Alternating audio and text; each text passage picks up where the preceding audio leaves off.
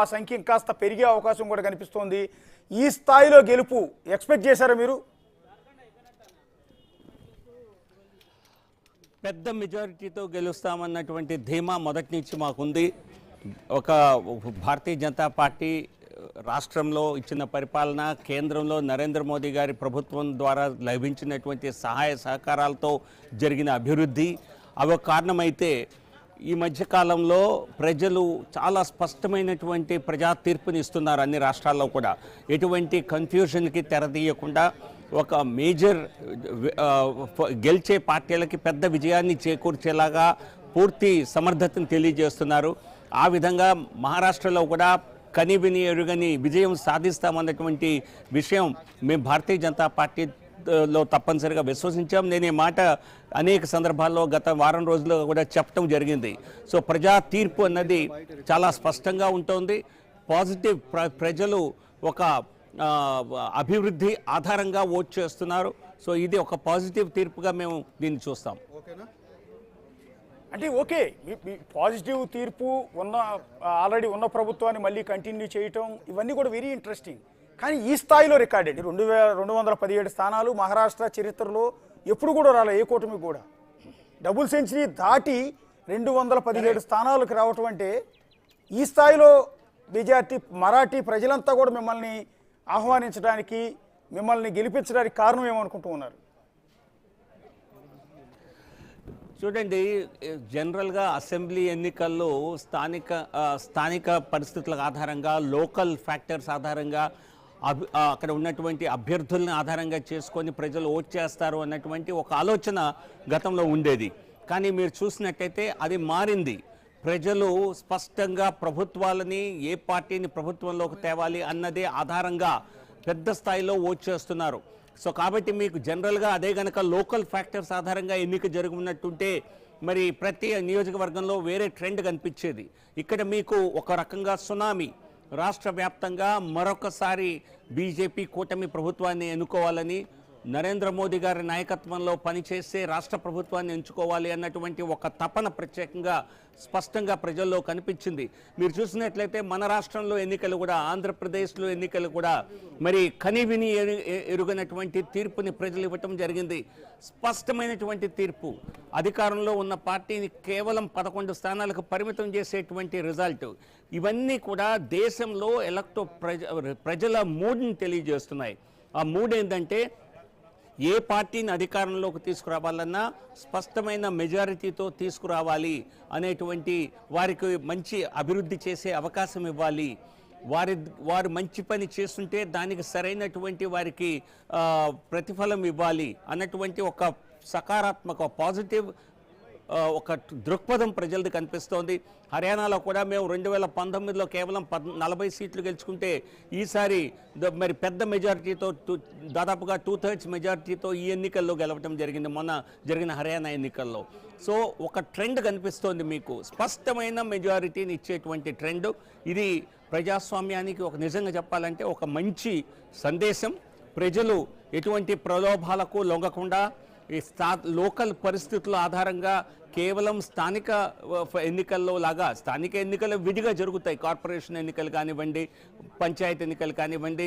ఒక రాష్ట్ర స్థాయిలో ప్రభుత్వాన్ని ఏర్పాటు చేసుకునేటప్పుడు ఎటువంటి ప్రభుత్వం ఉంటే బాగుంటుంది అన్నటువంటి ఒక మంచి ఆలోచనతో క్లియర్ కట్ మ్యాండేట్ ఇవ్వటం అన్నది ప్రజాస్వామ్యానికి కూడా ఒక మంచి సంకేతం అని చెప్పాలి. అంటే ఇప్పుడు మహారాష్ట్ర ఎన్నికల్లో దీన్ని మోడీ హవా కింద చూడాల్సి ఉంటుందా, లేక అక్కడ ఏక్నాథ్ షిండే ప్రభుత్వ పరిపాలన ఎలాంటి కరప్షన్ లేకుండా, ఎలాంటి అలిగేషన్స్ లేకుండా, వివాదాలు లేకుండా కూటమి ప్రభుత్వాన్ని సమర్థవంతంగా నడిపిన ఏక్నాథ్ షిండే ప్రభావం అనుకోవాలా?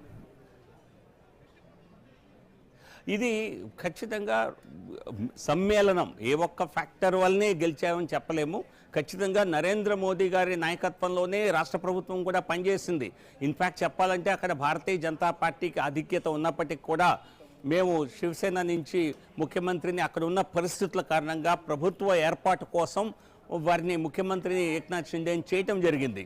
కానీ అక్కడ పనిచేసిన ప్రభుత్వం ఖచ్చితంగా మా కేంద్ర నాయకత్వ కనుసన్నల్లో, కేంద్ర ప్రభుత్వ మరి ఆలోచనలకు అనుగుణంగా నరేంద్ర మోదీ గారి ప్రభుత్వ సహకారాన్ని తీసుకొని అక్కడ పరిపాలన సాగించింది. సో కాబట్టి ఖచ్చితంగా ఈ ఎన్నిక విజయంలో సామూహిక విజయంగా చెప్పాలి. కానీ నరేంద్ర మోదీ గారి నాయకత్వం యొక్క ప్రభావం అన్నిటికంటే ఎక్కువగా ఉందని ఖచ్చితంగా చెప్పొచ్చు. జీవీఎల్ గారు, ఉత్తర మహారాష్ట్ర కావచ్చు, మరాఠ్వాడ కావచ్చు, విదర్భ కావచ్చు, పశ్చిమ మహారాష్ట్ర కావచ్చు, కొంకణ్ కావచ్చు, ముంబై రీజియన్ కావచ్చు, అన్నిట్లో కూడా బీజేపీ ఆధ్వర్యంలో ఉన్న మహాయుతి దూసుకుపోయింది. అంటే చాలా చోట్ల క్లీన్ స్వీప్ చేసింది. అలాగే మన తెలంగాణ సరిహద్దులో తెలుగు వాళ్ళు ఎక్కువగా ఉండే కొన్ని రీజియన్స్లో కూడా బీజేపీ క్లీన్ స్వీప్ చేసుకుంటూ పోతోంది.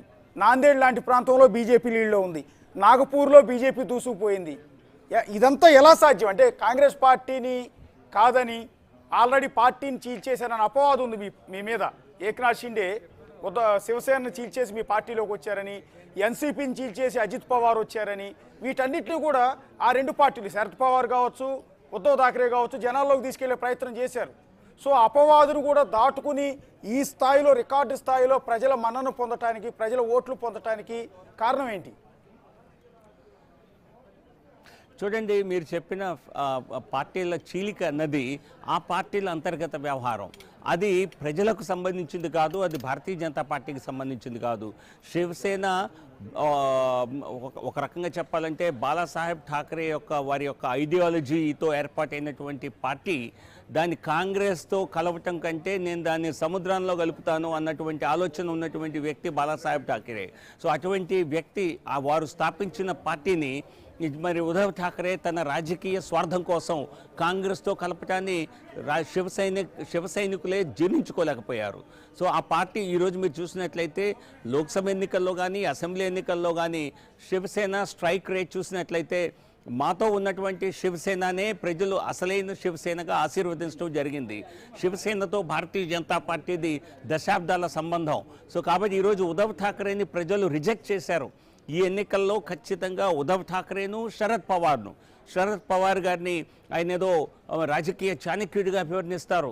ఈరోజు చూసినట్లయితే అజిత్ పవార్, మా కూటమిలో ఉన్నటువంటి అజిత్ పవార్ ఎన్సీపీ కంటే శరద్ పవార్ పార్టీకి 3వ వంతు సీట్లు కూడా రావటం లేదు. సో కాబట్టి మాతో ఉన్న పార్టీలనే అసలు పార్టీలుగా ప్రజలు గుర్తించారు. ఈ పార్టీలని శివసేనని, ఉద్ధవ్ ఠాక్రేని, శరద్ పవార్ని తిరస్కరించారు. వారి ఓటమి వెనుక కాంగ్రెస్ యొక్క హస్తం కూడా ఉన్నది. దేశవ్యాప్తంగా మీరు చూసినట్లయితే కాంగ్రెస్తో ఏ పార్టీలు కలిసినా అవి వరుసగా పరాజయం పాలవుతున్నాయి. జమ్మూ కాశ్మీర్లో చూసాం.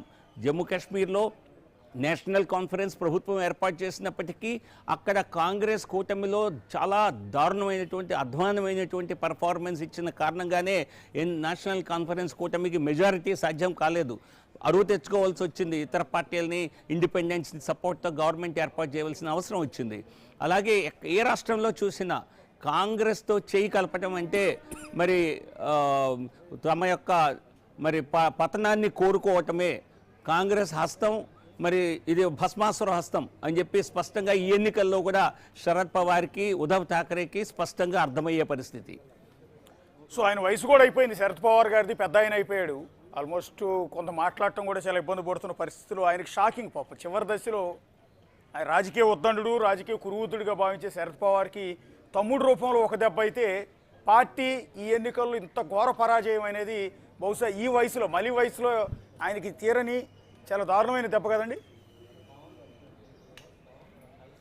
అది చూడండి, రాజకీయాల్లో ప్రజలు తమకు ఎవరితో తమ రాష్ట్రానికి మంచి జరుగుతుంది, ప్రజలకు మంచి జరుగుతుంది అని ఆలోచిస్తారు తప్పితే ఏ నాయకుడినో అధికారంలో కొనసాగించడానికి, వారి యొక్క రాజకీయ జీవితాన్ని కొనసాగించడానికి నిర్ణయాలు చేయరు. ఖచ్చితంగా శరద్ పవార్ గారి నిర్ణయాలని, వారి విధానాలని దాన్ని వ్యతిరేకించారు కనుకనే, వాటితో విభేదించారు కనుకనే ఇక్కడ మరి ఎన్సీపీకి, శరద్ పవార్ ఎన్సీపీకి ఇంత దారుణమైనటువంటి పరాజయం కలిగిందని స్పష్టంగా చెప్పక తప్పదు. రాజకీయాల్లో ఎవరైనా సరే ప్రజలకు అందుబాటులో ఉండి ప్రజాభివృద్ధికి పనిచేస్తేనే వారికి పట్టం కడతారు తప్పితే వారి యొక్క సీనియారిటీ ఆధారంగా ఎవరికి కూడా ప్రజలు అధికారాన్ని అందించరు. జీవీఎల్ గారు, మీకు ఒక పక్క సంబరాలు చేసుకునే సందర్భం, మహారాష్ట్రలో రికార్డు స్థాయిలో విజయం సాధించడం, మళ్ళీ రెండోసారి అధికారంలోకి రావటం, రెండోసారి కూడా కాదు మూడోసారి, బహుశా అంతకుముందు ఉన్నది కూడా మీ ప్రభుత్వమే కాబట్టి మూడోసారి మళ్ళీ అధికారంలోకి వస్తున్నారు. ఇది కంగ్రాట్స్. కానీ మీకు ఇంకొక బ్యాడ్ న్యూస్ కూడా ఉంది. ఇప్పుడు లైవ్లో ఉంటే ఒకసారి చెప్తాను. జార్ఖండ్లో ఇప్పటివరకు మీ పార్టీ, మీ కూటమి ఆధ్వర్యంలో లీడింగ్లో ఉన్నారు. కానీ అనూహ్యంగా ఎన్డీఏ కూటమి ఒక్కసారిగా పడిపోయింది. అక్కడ ఇండియా కూటమి లీడింగ్లోకి వచ్చింది, మ్యాజిక్ ఫిగర్ క్రాస్ చేసింది. మళ్ళీ హేమంత్ సోరెన్ ఆధ్వర్యంలో కాంగ్రెస్ కూటమి ఆధ్వర్యంలో ప్రభుత్వాన్ని ఏర్పాటు చేసే దిశగా సాగుతోంది. 50 స్థానాల్లో లీడింగ్లో ఉంది ఇండియా కూటమి. బీజేపీ కూటమి కేవలం 29 స్థానాలకు డౌన్ అయిపోయింది. ఇందాకటి వరకు నెక్ టు నెక్ ఉన్నాయి. యాక్చువల్లీ 39 మీకుంటే 39 కాంగ్రెస్కు ఉంది. అలాంటి దశలో వచ్చి ఒక్కసారిగా నెక్స్ట్ రౌండ్స్కి వచ్చేటప్పటికి 29 స్థానాలకి ఎన్డీఏ కూటమి వచ్చింది. 59 స్థానాలతో మ్యాజిక్ ఫిగర్ కూడా దాటి తిరుగులేని విధంగా ప్రస్తుతం ఇండియా కూటమి దూసుకుపోతోంది. ఇది కొంత ఇబ్బంది కదా మీకు? మీరు చెప్పినట్లుగా ప్రస్తుతం వచ్చేటువంటి నంబర్స్ చూసినట్లయితే మాకంటే కాంగ్రెస్ కూటమి కొంచెం ఇండి కూటమి, జేఎంఎం కూటమి, ఎందుకంటే అక్కడ కూడా కాంగ్రెస్ జూనియర్ పార్ట్నరే, ప్రధాన పార్టీ అక్కడ కూడా జేఎంఎంఏ. మాకంటే వారు కొంత ఆధిక్యంలో ఉన్నట్టు స్పష్టంగా తెలుస్తోంది. కానీ చిన్న రాష్ట్రం కనుక ఇద్దరి మధ్య గ్యాప్ కూడా 10 సీట్లు అటు ఇటు మారితే పరిస్థితి మారే అవకాశం ఉంది కనుక ఇంకా మేము అక్కడ ఫలితాలు మాకు అనుకూలంగా వస్తాయన్న ఒక ఆశతో ఉన్నాం. మరి 1-2 గంటల్లో స్పష్టంగా మరి ఫలితాలు కూడా వచ్చేటువంటి అవకాశం ఉంది, 2-2:30 గంటల కల్లా. సో అప్పుడు దీనిపైన అంతిమ విశ్లేషణ చేసే అవకాశం ఉంటుంది. కానీ ఆశించిన స్థాయిలో మేము ముందంజలో లేమన్నది ఇప్పుడు వస్తున్నటువంటి ట్రెండ్స్ చూపించేటువంటి అంశం. దానిపై కూడా విశ్లేషణ చేయడం జరుగుతుంది. అక్కడ కూడా కాంగ్రెస్ పార్టీ పర్ఫార్మెన్స్ ఏం లేదు. అక్కడ కూడా మాకంటే మరి జేఎంఎం ఆధిక్యంలో ఉన్నట్టుగా మరి ఇప్పుడు ట్రెండ్స్ తెలియజేస్తున్నాయి. దానిపై కూడా ఖచ్చితమైనటువంటి విశ్లేషణ చేస్తాం. కానీ మహారాష్ట్ర, ప్రతి రాష్ట్రము ఇంపార్టెంట్ అయినప్పటికీ మహారాష్ట్ర మరి దాదాపుగా 4 రెట్లు పెద్ద రాష్ట్రం జార్ఖండ్ కంటే.